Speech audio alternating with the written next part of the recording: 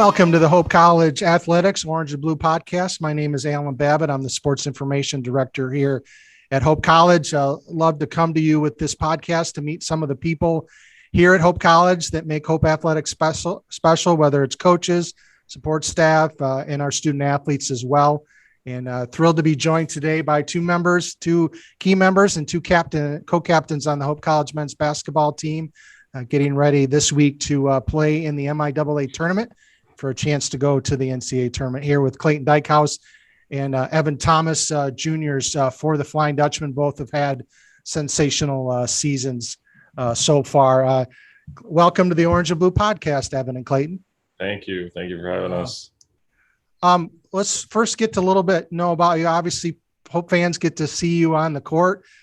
Clayton, a point guard, and Evan, kind of guard forward all over the court as well. First, let's start with you, Clayton. You are a health and physical education major here at Hope. Talk about first your experience as a student. What have you learned so far at Hope and enjoyed about the experience? And what are you hoping to use that once your playing days are done? Thankfully, not for a little while yet. No, it's been great. I've been really fortunate with amazing professors, and then just a whole bunch of resources that have really kind of helped me navigate what I want to do in the educational field. I came in as a freshman, and I wanted to be a teacher, and kind of figuring out what subject area would be best for me to teach, how to go about it, and then having former teachers just come into the education program and really just kind of give me nuggets of information that I was able to use and kind of form my own path about how I want to go about my time here at Hope while in the education department. And then after Hope, I would love to, I'm going to be K-12 certified. So I would love to teach elementary health and PE. Location, I'm still not sure about where, but just, impacting kids, especially kids at a younger age. I think that'd be something that I would love to do. Evan, for you, a biology major, talk about your educational pursuits at Hope and what you're hoping to do with that in your future. It's been great so far. I came into Hope knowing I wanted to go into the sciences, but not sure exactly what. And so now I've decided I'm on the pre-med track here at Hope, on the bio major. And so post-Hope, looking to go to medical school, taking the MCAT this spring. And hoping to go to medical school. Don't know where yet, but don't know what, don't know my top schools, but we'll figure that out. Mm-hmm. What has it meant to you to be a student athlete here at Hope and a member of this basketball program? Oh, it's been great. I mean, I grew up in Zealand, so watching a bunch of great Hope teams, being a part of it as a fan, as a little kid running around DeVos, and then getting able to having the opportunity to play and put on the orange and blue has been, it's been exciting. I mean, it's challenging, and it's something that I've really been looking forward to and kind of taking on that challenge alongside Evan and Ty of being leaders and being captains on a team that has really high goals and aspirations. But no, it's something that I'm really fortunate to be able to get to do. For you, Evan? I agree. Being a student athlete here, just kind of all the support we get, and Hope's kind of like the perfect place, being able to play Division III basketball. So you're not swamped with athletic commitments all the time. You can really focus your other efforts into the classroom, into your studies, and learn and grow academically, but then also every day being able to compete with a team that's, like Clay said, trying to win championships at a high competitive level. So it's kind of the best of both worlds. Has basketball always been your number one games? How did your journey with basketball start? I started playing, I think organized basketball started at third grade. But I mean, my dad would always take me and we would go shoot hoops at the park across from my house, or I had a mini basketball hoop. I remember growing up in our house. No, I've always loved it. I've always loved just getting better and competing, and the team aspect of it, I think, is really big. Just the collective goal of trying to win games and improve during the season is something that I've always really enjoyed. Evan?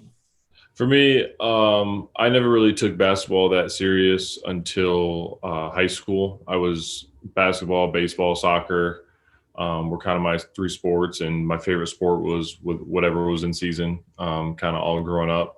So I never really like solely focused on basketball until high school. I kind of decided I think like basketball is where I have the most fun. Basketball is where I think I have the most potential, and so that's kind of when I focus in and specialize. For both of you, what have you learned from the game of basketball itself that's helped your development beyond just your skill set, but just as young men that it's made an impact on you? I would say for me, work ethic kind of is everything. So in order to improve on anything, you need to be able to commit yourself to something. The process of putting in effort every single day and then seeing those small steps just kind of build into whatever your goal is. If that's excelling in a classroom, if that's friendships, relationships, if that's a new job. Just I think what I've learned from basketball is the ability to just have a consistent work ethic is something that's paid off in so many different avenues of my life. And I've seen that in the past couple of years as like student teaching approaches and ed classes maybe get a little bit more challenging, having that same consistent approach of showing up every day with like a joyous smile of just continuing to have that privilege of being able to do and get better at certain aspects of just everything. Evan, what have you learned from the game? I think for me, just like teamwork and communication. I think throughout my basketball career, I've been on teams that aren't really cohesive and working together, and then teams that are the complete opposite, and it's like one complete unit and we all communicate greatly. So I think kind of just for me individually, just communication has been a big part, being able to work with other people who may share different beliefs or different mindsets or different perspectives on the problem at hand, and kind of being able to form a team and work all together towards one kind of collective goal. Basketball also brought you guys together as friends. I know you knew a little bit of each other from the AAU circuit, but obviously these last 3 years, especially in some, for lack of a better word, interesting times because of the pandemic. Just talk about that friendship and how it's grown, and kind of, what each of you mean to each other right now.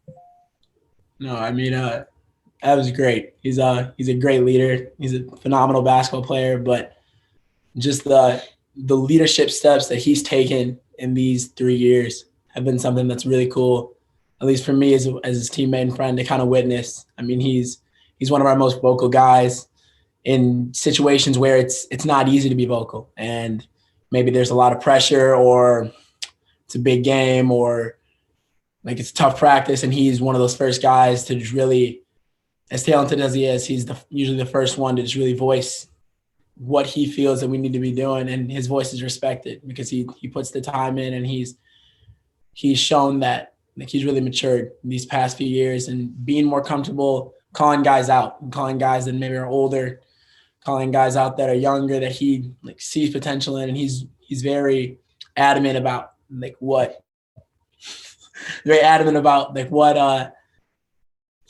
needs to be done for us to be successful. And he believes in every single one of us, and that makes, when he calls us out or when he's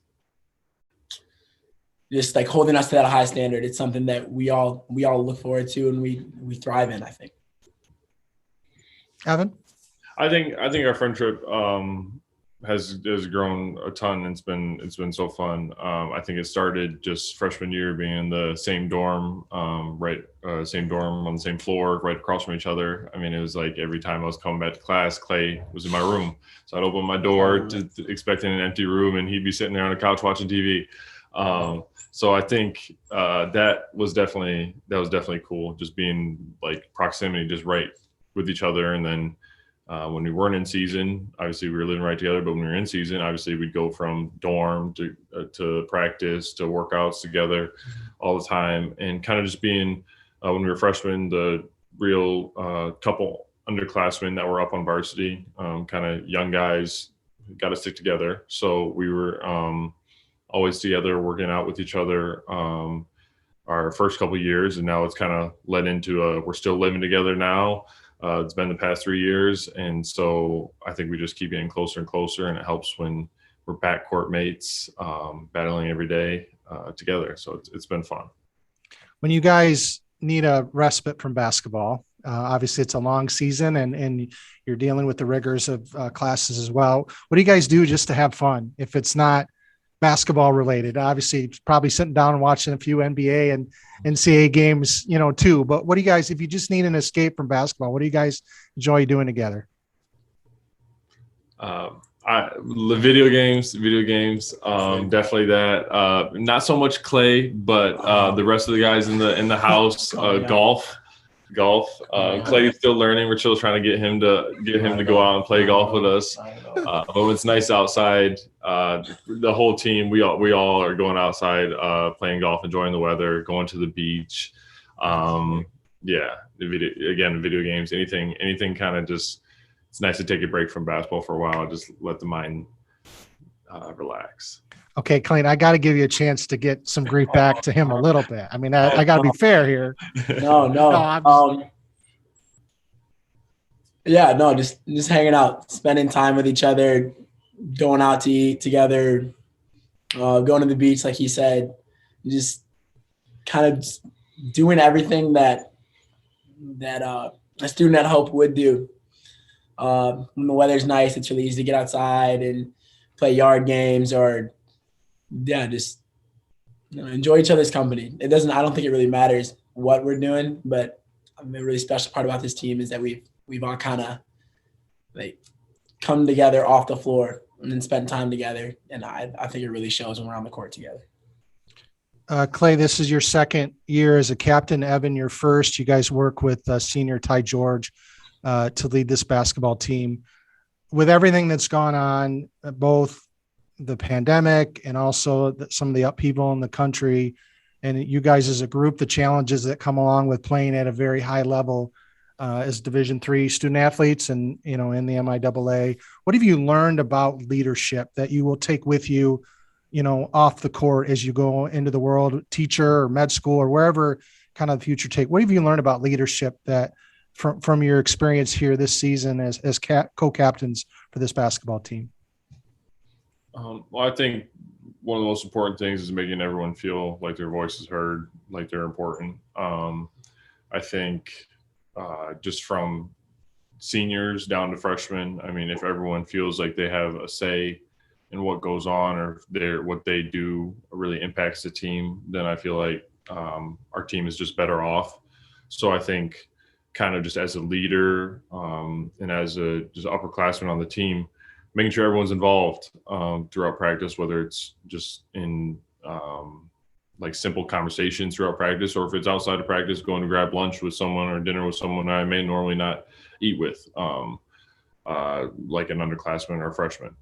So I think kind of just leadership, I've learned to just kind of be inclusive to everyone so we can all work together.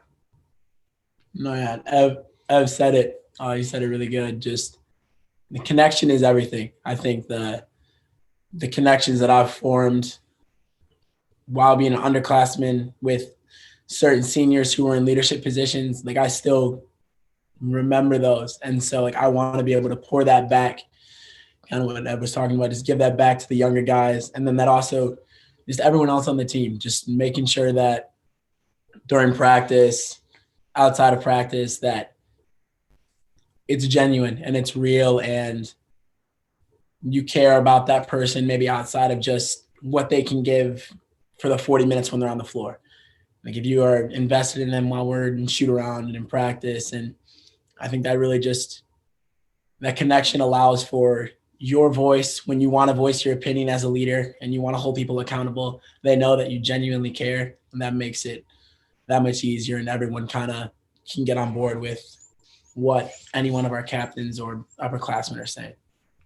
And as part of a captain, obviously you guys have to have a good relationship with the coaching staff, head coach Greg Mitchell, and, assistants like Chad Carlson and Ken George and Tom Davillard. Just talk about that relationship and what you've learned from them as not only as captains and as basketball players, but as men as well, as far as role models. What have you learned from them that you will take with you? I definitely say, well, first, I think they're one of the easiest coaching staffs I've ever had to talk to. I feel like in previous times, not that it's ever been bad, but Coach Mitch is like one of us, like a young guy in an old man's body, So he's just great. Always an open door communication, and anything basketball related, non-basketball related, you can go talk to him, and he's ready to listen, ready to help you out. So I think that, first off, establishing that relationship is super important, because then when times do get tough and it's stressful and you're working for a championship and things aren't going right, that kind of he has your back and the rest of the coaching staff has your back. So what I've learned from him, I'd say definitely just trust, just how important trust is. Being able to, when he's putting 5 guys out on the court that are trying their best, knowing that it's okay to mess up, that it's okay, that he's still got your back, and kind of just like relaying that on to teammates, because then if your teammates mess up, that it's okay, like I got your back, you're good. So I think having that trust throughout the whole team is really important to build a kind of community of guys who are working for each other. Clayton? No, to go along with that, just Coach George, Coach Davillard, and then Coach Carlson they all kind of are extensions of what I've just talked about. They, in practice, they do so much work that's not seen, that is behind the scenes. It doesn't maybe get the credit, watching film, talking to us when Coach Mitch has something like the big picture and he's coaching us up, then like they'll maybe come in and offer their basketball knowledge and their wisdom. And that's just something that I don't think can get understated, because they do so much for our program, and the relationships that you can tell that they're very connected. Like they understand what Coach Mitch wants to see, and they understand how to work with us, and they do a great job kind of just overseeing all of that, maybe during practice when a lot of people aren't paying attention to what the assistants are doing. So just placing our trust in them, and just as a whole coaching staff, they've done a really good job of connecting with all of our guys, the starting 5 and the guys that off the bench, and it doesn't really matter who or where you are on the team, as long as you're a part of like this group of guys, your opinion matters, and the coaching staff does a really good job of making sure everyone feels like that's how it is. I know you're part of your experience at Hope as well as student athletes, as being part of our ATSAT group, the athletes coming together, and student athlete advisory council. And with you guys involved with that, I know you're involved with the Diversity and Inclusion Council as part of that group. Talk about that experience, what you guys do, and what that group tries to bring to campus. Well, this is both our second years in ACSAC. So kind of just the group as a whole is just bringing leaders, athletes from all different sports together to kind of have a group that can talk to higher up faculty about what athletes need, what students need, kind of in community.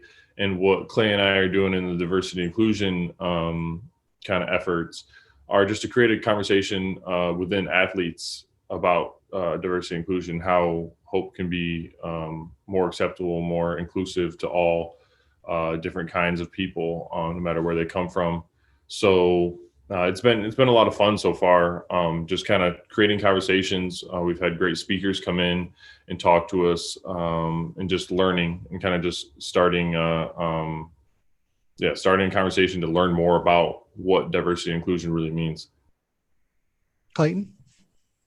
Yeah, no, the connections that you can make, that we've been able to make with other athletic teams, and then higher up faculty, as I've mentioned, just that coming together and that sharing of ideas and that conversation piece of understanding that it's a challenging topic, and it's something that, I'd hope that we want to, as a community, we want to improve upon, and we want to become more accepting, and everyone just really just kind of is looking for the answer of how to best go about doing that. And that's something that our committee is kind of searching for. And this semester, me and I were really excited to continue to build that and forward that conversation and involve other teams and other people, and not just really help it spread across campus in a way that I think would be really effective just for Hope College as a whole.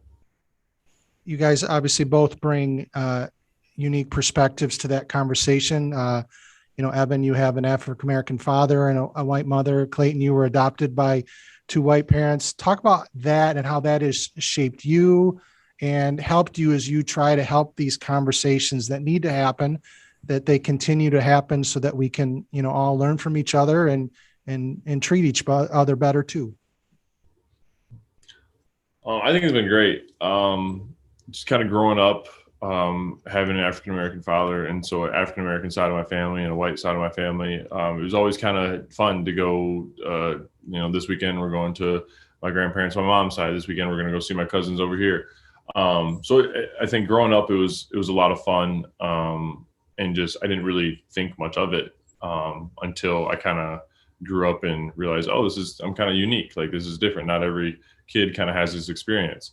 So I think what I've learned from it, I think it just allows me to be more accepting of all different people.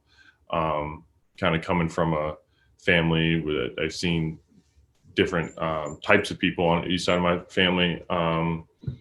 It's been really cool, and allows me just allows me to be like a connector, connector between different groups of people. So I think being biracial has been a real blessing for me. And I love it. Clayton? No, as you said, I was adopted when I was a baby. I've spent my entire life with white parents in a predominantly white community, and I think they did a great job of exposing me and my brother to just what it means to be Black in America at a really young age. We spent our Sundays going to church in Grand Rapids.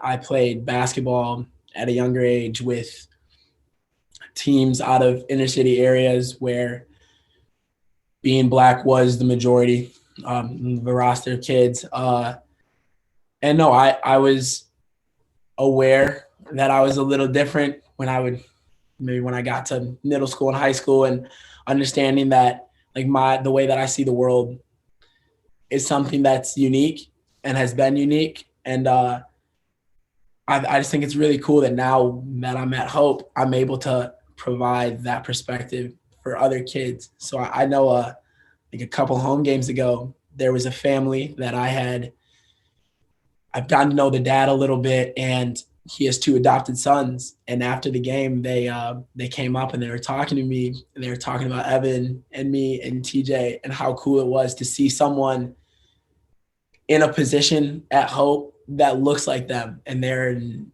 fourth and second grade boys, recognizing that and just being that representation.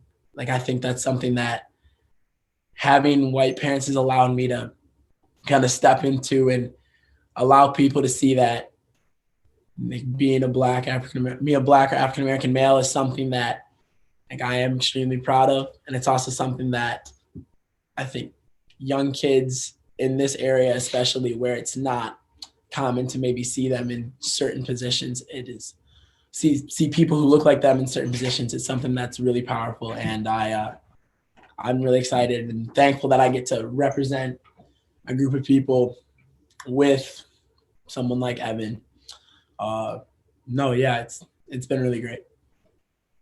And lastly, as we celebrate Black History Month, who is an African American man or woman, someone that inspires you as you've learned about them in school, or someone in your family? Is there someone that you would like to recognize and just and grateful for their contributions to whether your family or society? I definitely say my dad, 100% my dad. Just kind of from a young age, just kind of being the leader of the household, showing me how things should be done, and showing me the correct way to go about like living your life and treating people with respect, and kind of just setting the framework for my morals and what I believe is right. I think that's kind of led me to try to become that kind of leader that I feel like he was for our family. So overall, definitely my dad has been my role model throughout my childhood. Clayton? No, I've been really fortunate to have a lot of solid African American Black role models in my life. One that sticks out to me, and it's really kind of special, is TJ's grandfather. So TJ McKenzie, number 3, his grandfather Pops. He's I've known him since I was in 6th grade. I met him in 6th grade when I played AAU with TJ, and he's been someone who's always been positive, who's always been supportive, has always been encouraging, and then also is the first one to maybe get on me when I'm